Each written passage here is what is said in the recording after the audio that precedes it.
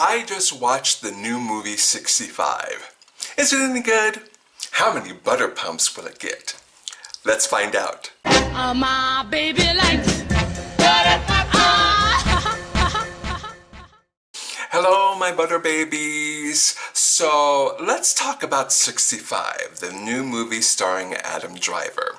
I feel like this may be a shorter video than usual because honestly, I don't have a lot to say about the movie. And that's because there's really not much to this movie at all. It's a very short movie clocking in at just a hair over an hour and a half. Now, depending upon the movie, an hour and a half is all you need. In good movies, the economy of time is usually attributed to a really tight and well-written script. You don't need a 2-hour movie when the script is airtight and keeps things moving along at a reasonable pace. Unfortunately, this is this movie's downfall. A horrible script. You know your script isn't the strongest script in the world when you basically know the beginning, middle, and end of a movie by the trailer alone. Going forward, I'd say there are spoilers in this video, but are there really?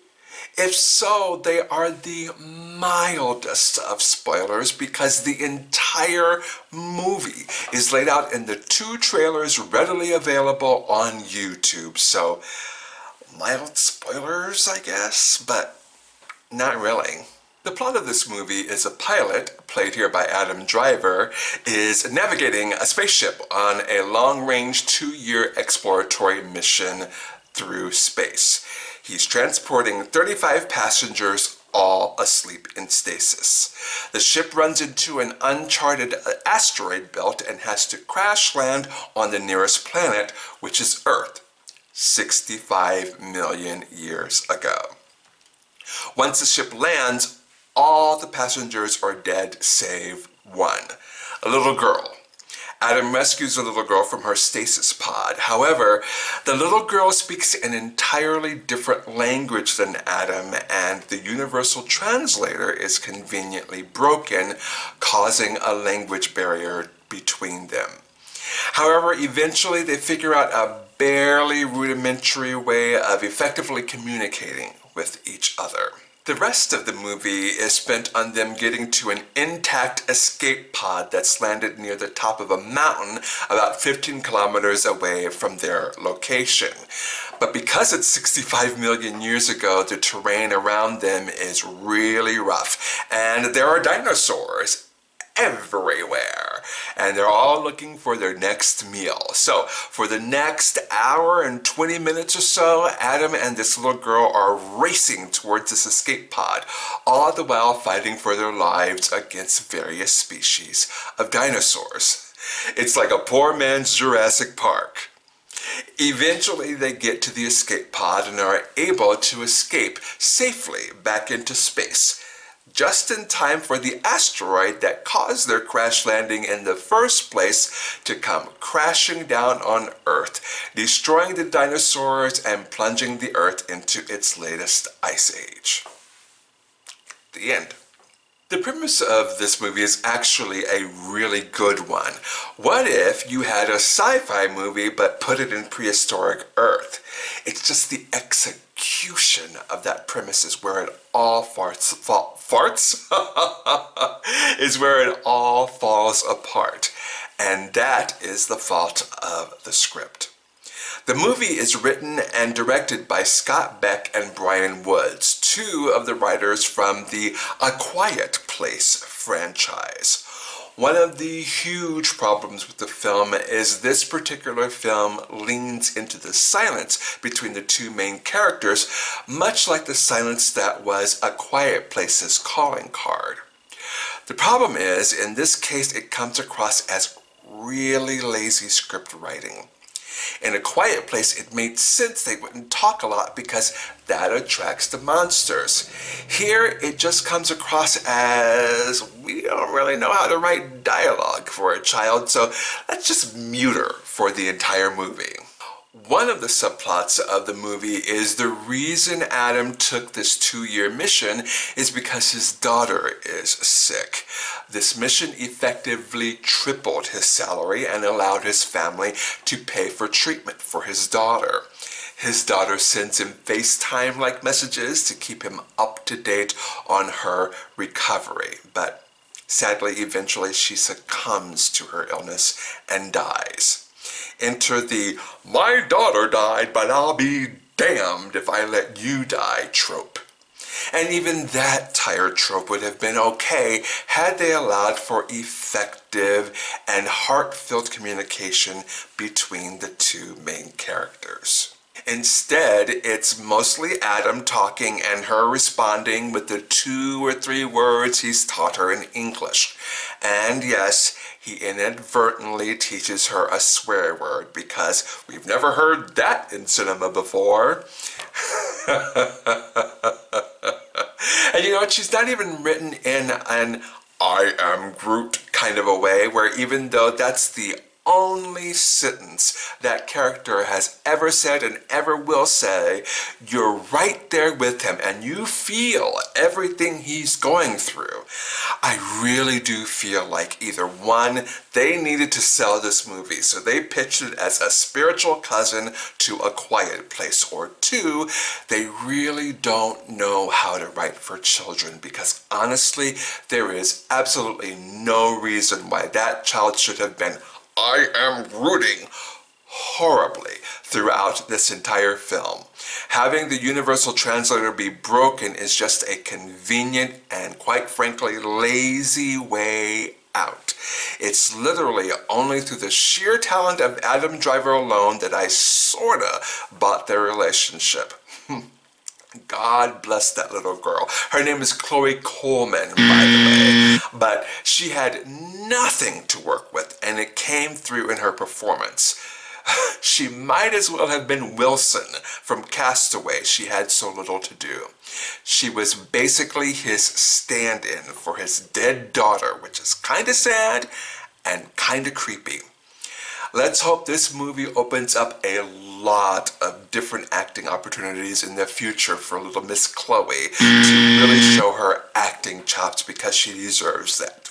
I believe in you, Chloe. As I said, this movie comes in at a tight hour and a half, and that comes at the expense of a lot of things either being unanswered or plot lines being completely dropped. For instance, I know they were on an exploratory mission, but why?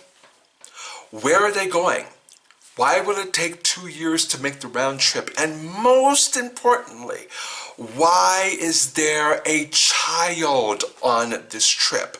What kind of parents would take that kind of trip to begin with? And more importantly, what kind of parents would voluntarily drag their young daughter along for 2 years? None of those questions are ever answered.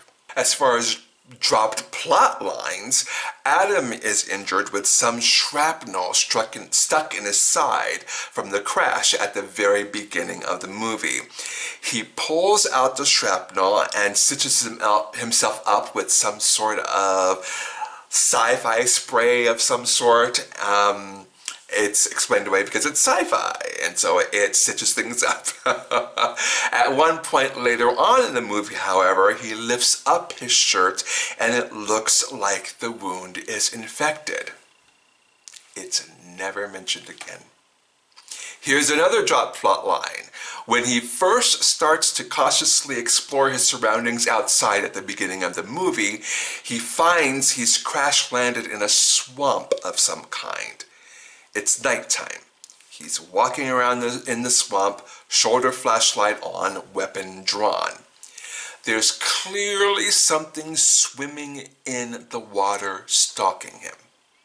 He doesn't see it, it never attacks, and the movie literally moves on.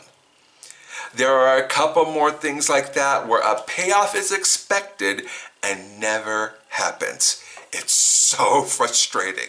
The very first rule of writing, if you introduce a gun, you better fire it. What I noticed in the trailers, especially the second one, is there was a lot of footage used for that second trailer that did not end up making it into the movie. Now that kind of thing happens all the time in movies, and honestly, all of those moments in the second trailer that ended up on the cutting room floor ended up being more action and set pieces rather than quiet moments of character development. And honestly, that's the biggest problem with this movie. All action, no heart. So did I like anything about this movie? Yes, I did. All the dinosaurs and all the action scenes with them. Well, most of them. The third act really leaned into the ridiculousness when it came to them fighting with the dinosaurs. I mean, it really leaned hard into stretching the lines of any credulity. But by and large, I enjoyed the man against dinosaur vibe of the movie. There were plenty of truly frightening moments, lots of jump scares. I yelled out in terror a couple of different times, but then again, scaring me doesn't take much, as we've talked about before. And of course, lots and lots of dinosaurs. The dinosaur CGI is again the poor man's Jurassic Park, but it was good enough where I was never thrown out of the movie due to really wonky CGI. It was believable. I completely bought it that Adam and the little girl were running from and fighting with real dinos. Getting wrapped up in all the scares and all the action set pieces in the film was probably the best part of the film for me. But leaning heavy into action to the detriment of good story and good character development does not ultimately make a good movie. So how many butter pumps am I going to give this movie? 65.